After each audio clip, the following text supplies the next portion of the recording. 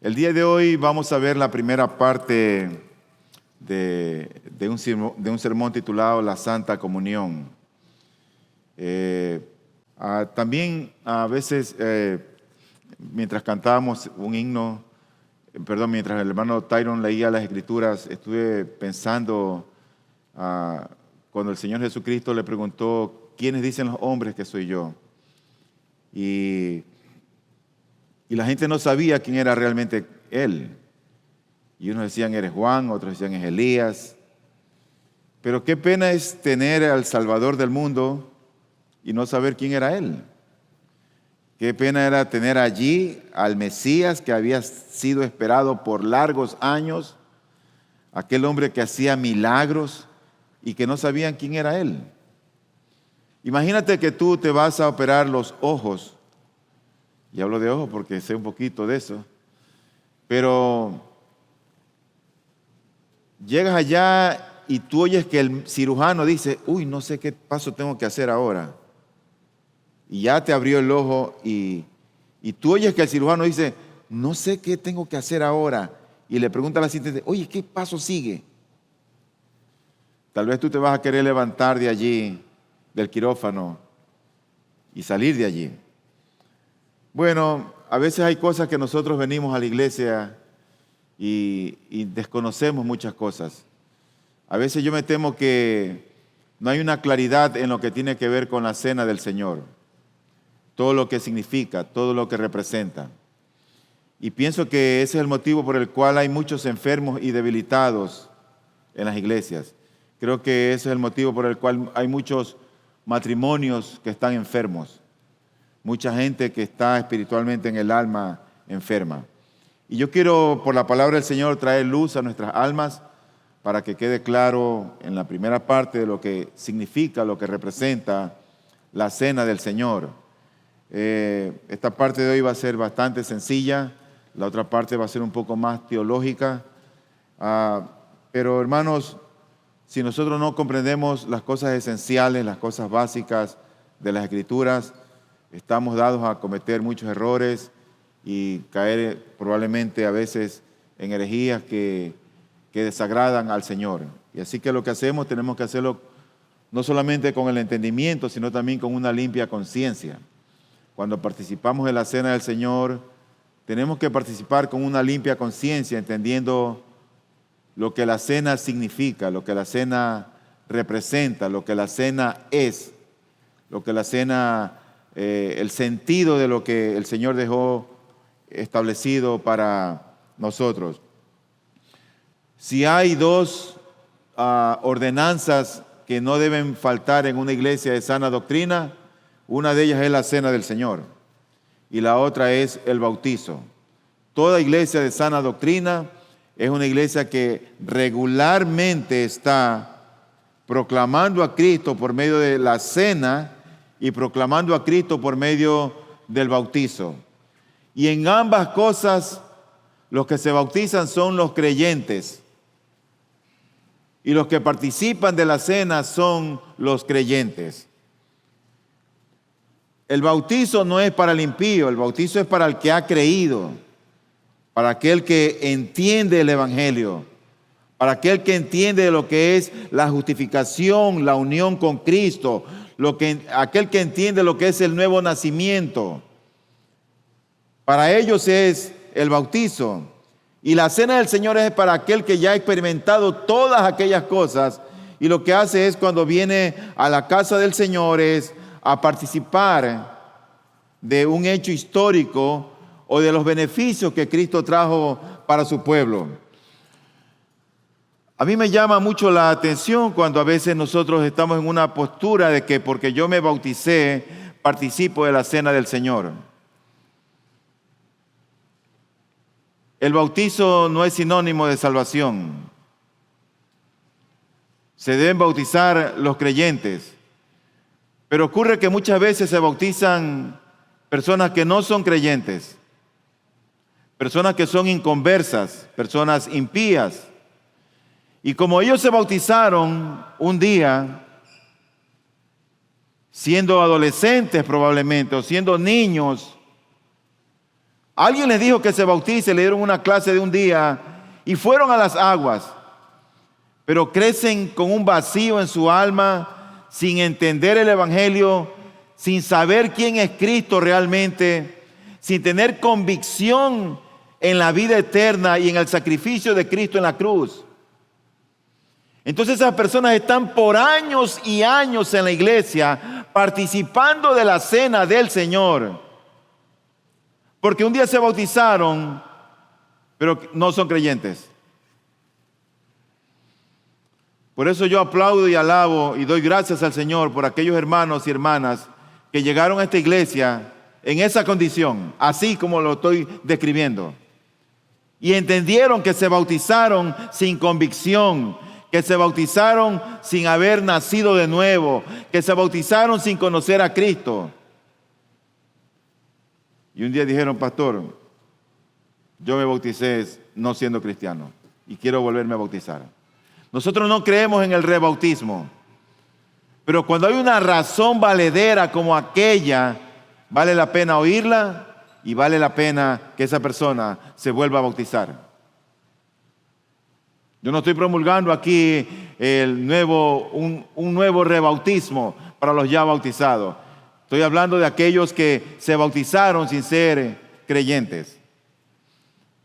Entonces el día de hoy yo quiero hablar acerca de la Santa Comunión y quiero hablar la primera parte, porque hoy participaremos de la Cena del Señor por los beneficios que el Señor obtuvo. Y la Cena del Señor no es más que el equivalente cristiano de lo que fue la Pascua para los israelitas en el libro del Éxodo.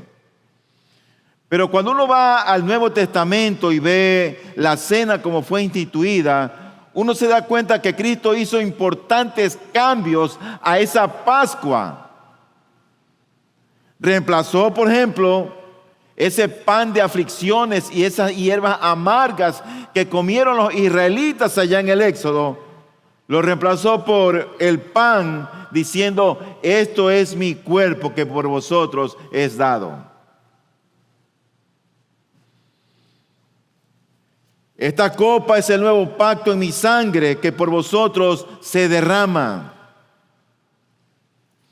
El pan y el vino de la fiesta cristiana nos obligan a todos los creyentes a volver la mirada hacia la cruz de Cristo y recordar con gratitud el oprobio, el sufrimiento y el dolor de Cristo por su pueblo, de Cristo por sus elegidos, de Cristo por su iglesia. Todo lo que Él logró allí, todo lo que Él allí sufrió. Quiero que vayan conmigo, por favor, al libro de Primera de Corintios, al capítulo 11, y vamos a leer del versículo 23 al 32. Leo la palabra del Señor. Porque yo recibí del Señor lo mismo que os he enseñado, que al Señor Jesús, la noche en que fue entregado, tomó pan. Y después de dar gracias, lo partió y dijo: esto es mi cuerpo que es para vosotros. Haced esto en memoria de mí. De la misma manera tomó también la copa después de haber cenado, diciendo: esta copa es el nuevo pacto en mi sangre. Haced esto cuantas veces la bebáis en memoria de mí. Porque todas las veces que comáis ese pan y bebáis esta copa, la muerte del Señor proclamáis hasta que Él venga. De manera que el que coma el pan o beba la copa del Señor indignamente, será culpable del cuerpo y de la sangre del Señor. Por tanto, examínese cada uno a sí mismo y entonces coma del pan y beba de la copa. Porque el que come y bebe sin discernir correctamente el cuerpo del Señor, come y bebe juicio para sí. Por esta razón hay muchos débiles y enfermos entre vosotros, y muchos duermen. Pero si nos juzgáramos a nosotros mismos, no seríamos juzgados. Pero cuando somos juzgados, el Señor nos disciplina para que no seamos condenados con el mundo. En este pasaje que nosotros hemos leído, el título del sermón es la Santa Comunión, y seguiremos el formato que nosotros presentamos en el bosquejo. Por lo tanto, hoy día veremos lo que es la cena instituida, luego la cena declarada y luego la cena definida. Y en lo que es la cena definida es donde vamos a tener un poquito más de tiempo para definir y entender lo que es la cena del Señor. Pero en el pasaje que hemos leído, nosotros podemos ver que el apóstol Pablo empieza diciendo unas palabras y él dice: porque yo recibí del Señor lo mismo que os he enseñado, que el Señor Jesús, la noche en que fue entregado, tomó pan. ¿Cómo pudo Pablo enseñar algo a una iglesia si Pablo no estuvo durante el ministerio de Cristo? Cuando aparece Pablo en escena, ya el Señor había ascendido. Ya Cristo no estaba en la tierra. Pero Pablo empieza este pasaje diciendo: porque yo recibí del Señor lo mismo que os he enseñado. ¿Cómo es que Pablo enseña algo si cuando Cristo ascendió, Pablo ni aparecía en escena todavía? Bueno, todo tiene una razón de ser en las Escrituras cuando éstas nos revelan lo que debemos de saber. Lo que nosotros debemos de saber en primer lugar es que el apóstol Pablo recibió mucha revelación de parte del Señor. Por ejemplo, en el libro de Gálatas, en el capítulo 1, versículos 11 y 12, dice la Escritura, hablando Pablo a la iglesia de Galacia: pues quiero que sepáis, hermanos, que el evangelio que fue anunciado por mí no es según el hombre, pues ni lo recibí de hombre, ni me fue enseñado, sino que lo recibí por medio de una revelación de Jesucristo. Pablo tuvo muchas revelaciones en su ser de parte del Señor directamente. Recuerden que incluso él tuvo la bendición de ser llevado hacia el tercer cielo, ver y oír cosas que no son comunes para los mortales. Así que la estrecha comunión de Pablo con su Señor, con su Salvador, fue como el paso inicial para que él pudiera recibir revelaciones de parte de Dios, de parte del Señor Jesucristo. Y es así como muchas verdades teológicas llegan a nosotros por medio de este singular apóstol, el apóstol Pablo. Lo primero que quiero ver es cómo que fue este aspecto de la institución de la cena del Señor. Bueno, quien estableció, quien instituyó la cena fue el mismo Señor Jesucristo. Pero eso tiene un trasfondo. Para poder comprender la cena del Señor, tenemos que remontarnos un poquito antes al tiempo de Cristo. Y si queremos ver el origen histórico, tenemos que ver al tiempo de la liberación del pueblo de Israel de la esclavitud de Egipto, allá en el libro de Éxodo, en el capítulo 12, cuando el Señor libera esta nación. Y en la 10ª plaga, o antes de que venga esta plaga, el Señor les da orden de comer panes sin levaduras, hierbas, que maten un becerro, un cordero sin defecto, perfecto.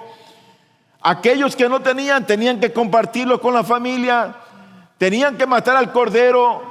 Cuando lo tomaban en el 10º día, en el día 14º era degollado y la sangre tenía que ser colocada en los dinteles para que cuando el ángel de la muerte pasase, respetara ese lugar. Pero aquellos lugares donde no estaba la sangre, morían los primogénitos. Ellos tenían que comer vestidos listos para salir con el oro que habían recibido de los egipcios. El Señor estaba liberando a una nación de la esclavitud. El Señor estaba liberando a un pueblo de la opresión que habían tenido por siglos, por años. Yo creo que al día de hoy también el Señor está liberando a muchas personas que son esclavas de sus pasiones, de sus placeres, de sus pensamientos. Él continúa liberando al día de hoy. Y el Señor tiene toda la autoridad. El Señor es Señor aún en el día de reposo. Tú vas al Sermón del Monte y oyes que así fue dicho, y luego sale el Señor y dice, pero yo os digo. Él es el Señor. La iglesia debe conocer a Cristo. La gente debe conocer a Cristo. Tú y yo debemos de proclamar a Cristo en nuestros lugares de trabajo, los jóvenes donde estudian. La gente debe conocer de Cristo el Señor. Él tiene toda la autoridad para establecer esta comida, porque la cena era una comida realmente. Fue Jesús quien la estableció y nosotros lo vemos eso en Mateo capítulo 26 del 17 al 20. Allí dice la Escritura, el primer día de la fiesta de los panes sin levadura, se acercaron los discípulos a Jesús diciendo, ¿dónde quieres que te hagamos los preparativos para comer la Pascua? Él respondió, id a la ciudad a cierto hombre y decirle, oiga, el maestro dice, era él el que decía, el maestro dice, mi tiempo está cerca, quiero celebrar la Pascua en tu casa con mis discípulos. Entonces los discípulos hicieron como Jesús les había mandado y prepararon la Pascua. Al atardecer estaba él sentado a la mesa con los 12 discípulos. Y ahí tú ves cómo él mismo se encarga de establecer la Pascua. Es el maestro el que dice, Señor, ¿qué quieres que te hagamos? ¿Dónde la celebramos? Y él da las instrucciones específicas de lo que él quiere que se haga. ¿Sabes que aún en las iglesias, las cosas que se hacen dentro de la iglesia, no debemos de hacer aquí lo que nos parece mejor, lo que suena bien, o lo que funciona, o lo que da resultado? Porque al fin y al cabo, ni tú ni yo somos los dueños de la iglesia. Aún aquí en la iglesia debemos hacer lo que el dueño de la iglesia, lo que el legislador de la iglesia ha dicho que se haga cuando le adoramos a Dios. ¿Sabes que este es un culto al Señor? No es un culto al hombre. No es un culto para nosotros mismos, para deleitarnos nosotros. Nosotros queremos deleitarnos en Él. Ese es el sentido del culto al Señor. Por eso, cada vez que tú cantas una alabanza al Señor, esa alabanza, ponte a pensar que dura 3-4 minutos. Y después de esos 4 minutos, se acabó el tiempo de alabar. Por lo tanto, cuando estás cantando al Señor, olvídate de tu celular, enfócate a quién le estás cantando. Rinde tu corazón, eleva tu alma al fiel Creador y adora a tu Dios. Es Él quien ha establecido la cena y es Él quien ha establecido lo que en esta iglesia debe ocurrir. Así que la cena está instituida por el mismo Señor Jesucristo.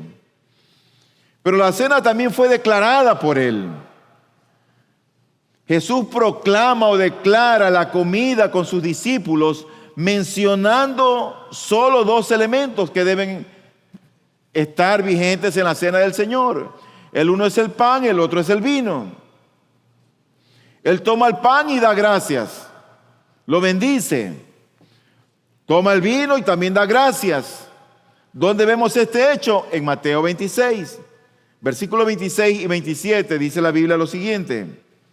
Mientras comían, Jesús tomó pan y habiéndolo bendecido, lo partió y dándoselo a los discípulos, dijo, tomad, comed, esto es mi cuerpo. El pan, Él lo da y dice, este es mi cuerpo. Era un símbolo de su cuerpo. Él estaba vivo, Él no estaba muerto. Luego dice el versículo 27, y tomando una copa y habiendo dado gracias, se la dio diciendo, bebed todos de ella. Y ahí él está de cierta manera declarando, proclamando la cena del Señor solamente con dos elementos: el pan y el vino, o el jugo de la vid. Esto me lleva a mi tercer punto, donde voy a tomar un poquito más de tiempo para ver la definición de lo que es la cena del Señor, lo que significa la cena del Señor. Pero al menos hay 5 modos en que lo que hacemos en la cena del Señor se relaciona con el autosacrificio de Cristo en la cruz. Hay 5 razones, hay 5 modos, hay 5 cosas de que cuando participamos con la cena, en la cena del Señor, esto de lo que participamos se relaciona con el autosacrificio de Cristo el Señor. Número 1, o primero, como lo expresa en 1 Corintios 11, cuando participamos de la cena del Señor, estamos recordando su sacrificio. Estamos recordando, viene a nuestra memoria lo que Él hizo por nosotros en la cruz. De alguna manera creo que el Señor conoce nuestra debilidad, que Él tiene que trabajar con nuestra debilidad y haber dejado la cena instituida para que recordemos de manera continua su sacrificio por su pueblo. ¡Qué misericordia de nuestro Dios!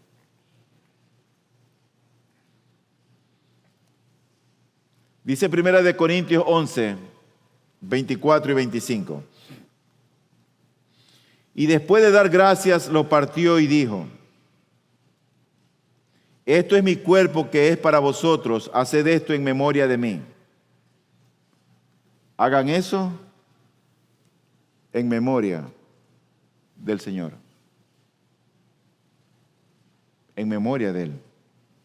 25. De la misma manera tomó también la copa después de haber cenado, diciendo, toma el vino. Y dice, esta copa es el nuevo pacto en mi sangre. Haced esto cuantas veces la bebáis, dice él, en memoria de mí. Entonces la cena en primer lugar es un memorial. Cuando participamos de la cena del Señor, la bendición que tenemos es que recordamos lo que Él hizo por nosotros. Yo recuerdo lo que Él hizo por mí. Trato de imaginar ese cuadro sangriento, cruel, horroroso, vergonzoso de mi Cristo por mí en la cruz. Y eso lo recuerdo para mi bien, lo recuerdo para mi dicha eterna. Y así debe recordar todo genuino creyente. Participa de la cena del Señor y es un momento sublime donde estamos meditando y recordando lo que Él hizo por nosotros en la cruz. Por supuesto que si tú no conoces a Cristo, no vas a recordar nada. No vas a saber de nada. Pero hay esperanza también para ti.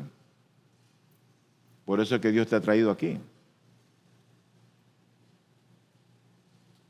Hay esperanza.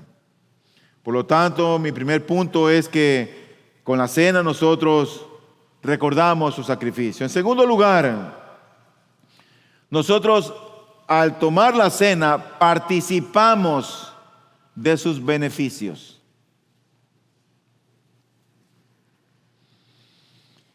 Dice la Escritura en 1 Corintios 10, 16.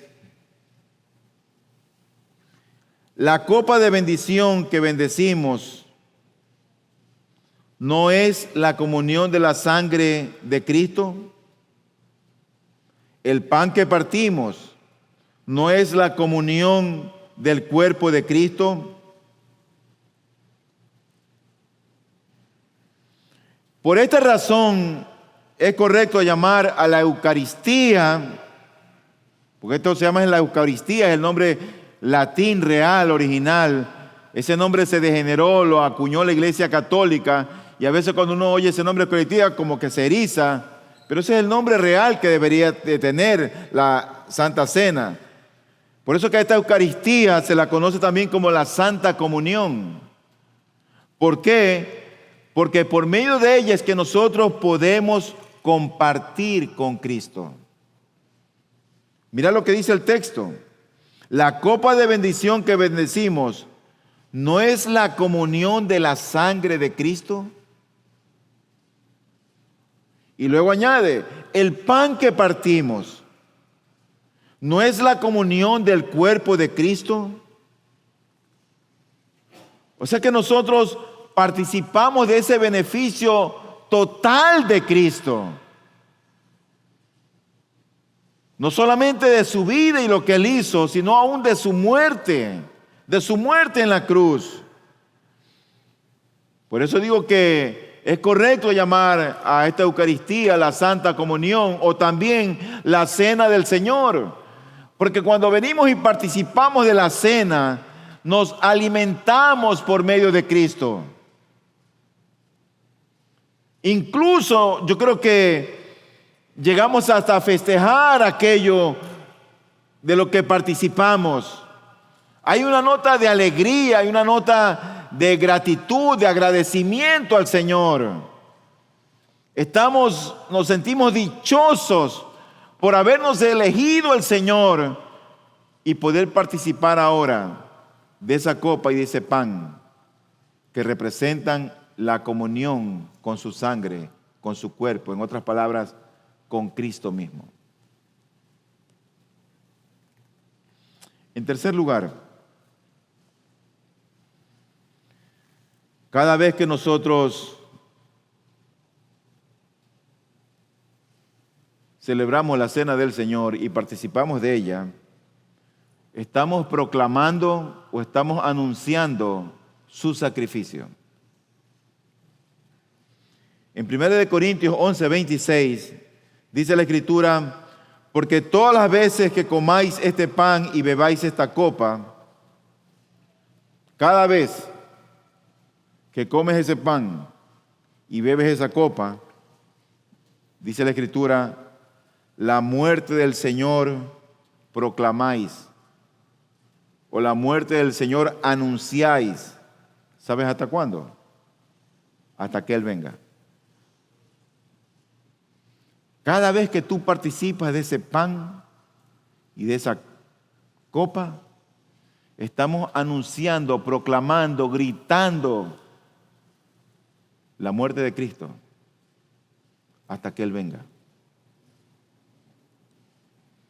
Si bien su muerte tuvo lugar hace siglos, la proclamación de su muerte hoy continúa. Hoy seguimos anunciando que Cristo murió. Hoy seguimos anunciando que Cristo resucitó. Hoy seguimos anunciando que Cristo viene. Va a llegar un momento en que dejemos de anunciar eso, porque cuando Él venga, emitirá su juicio, apartará las corderos de las cabras, las ovejas de las cabras. Por eso que con todo la cena es una provisión, algo temporaria, pero se proyecta hacia la venida del Señor. Pero también se proyecta hacia atrás, hacia la muerte del Señor, hacia la muerte de Cristo. Participas de la cena y recuerdas. Participas de la cena, pero también proclamas la muerte de Cristo hasta que Él venga. Lo ves hacia atrás y lo ves hacia adelante. No es una fiesta solamente sobre el Cristo crucificado, sino que cuando participamos de la cena, ese es como un anticipo al banquete celestial que un día tendremos por siempre con el Señor. En cuarto lugar, atribuimos la unidad que hay entre el pueblo de Dios. Esa unidad se la atribuimos, ¿sabes?, a una sola cosa: a su sacrificio. Por eso para mí es difícil entender cómo alguien dice ser creyente y no tiene unidad, no tiene comunión con el pueblo de Cristo. Eso es difícil para mí de entenderlo. Porque cuando Cristo nos salva, ¿sabe lo que Él hace? Nos adopta como hijos. Y nos hace parte de una familia en una iglesia local. Y al mismo tiempo somos parte de esa iglesia universal. Pero cuando Cristo salva a un creyente, ese creyente pasa a tener comunión, porque empieza a conocer y a tener muchos hermanos y hermanas a causa de ese sacrificio común que proclama la unidad. Por eso para mí es algo extraño cuando hay cristianos que tú ni los ves por ahí. Hola, ¿qué fue? ¡Ey! Llegan y salen y se van y tú ni sabes quiénes son. Y esto no solamente pasa aquí, pasa en muchas iglesias. Pero nosotros atribuimos nuestra unidad a ese sacrificio de Cristo en la cruz. Porque detrás de la cena del Señor está el sacrificio de Cristo. Cuando participamos en la cena, nosotros estamos proclamando también esa unidad en Cristo. Tú sabes que nunca nosotros participamos de la cena del Señor solo. No es que yo tomo el pan y el vino y me voy a mi cuarto y, Tangita, no vengas que voy a cenar. Déjame cenar. No. Eso no ocurre así. Yo creo que ella me exhortaría inmediatamente. Nadie cena en lo privado de su habitación. ¿Sabes cómo celebramos la cena? Nos reunimos para celebrar.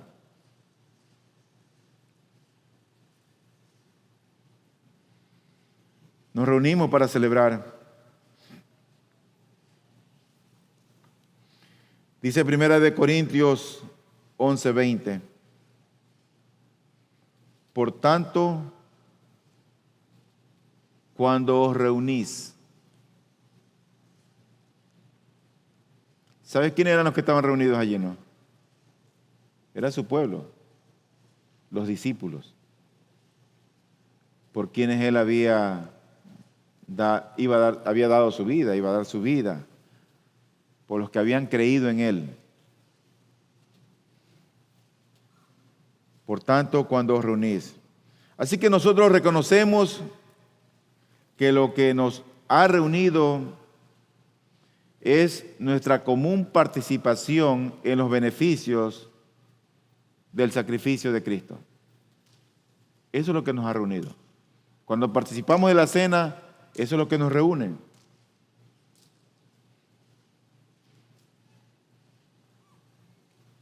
Dice 1 Corintios 10:17.